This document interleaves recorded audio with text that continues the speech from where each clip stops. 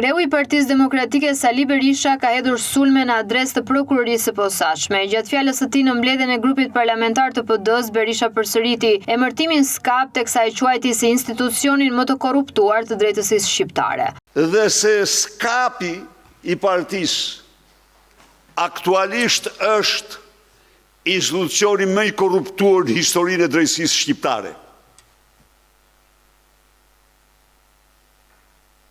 Ju keni ndëgjuar se njerëzit me një besim normal dhe opozita duke dëshmuar se qëndron luajale ndaj shtetit ligjor,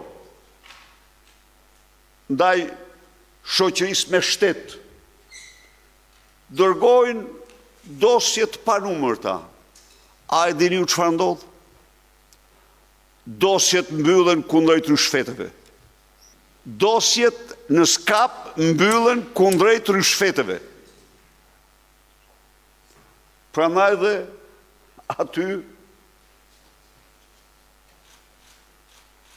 kthehen në turshi ato aty. Po, zyrtarët që kanë vjedhur qytetarët, që janë banë milionerë duke vjedhur qytetarët, kur shkojnë dosjet aty, i mbyllin nëpërmjet rishfetit. I dëgjova në një raport, thanë që nuk sjellin dosje. Dhe qarkulloj dhe ajo në rastin kujt urdhri e dia, si u thoshte, asnjë dokument nuk do dërgoni kund pa firmën time, pa urdhën time, po thashë kanë bllokuar. S'ka mundësi.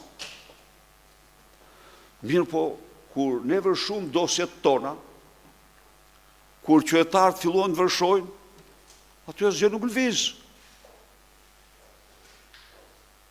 Sepse aty bën pazare me dosjet. Hajduti që ka vjedhur zyrtari Hajduti që ka vjedhur qytetarët, tani një pjesë atyra parave i përdor për të ble prokurorin e SKAP-it.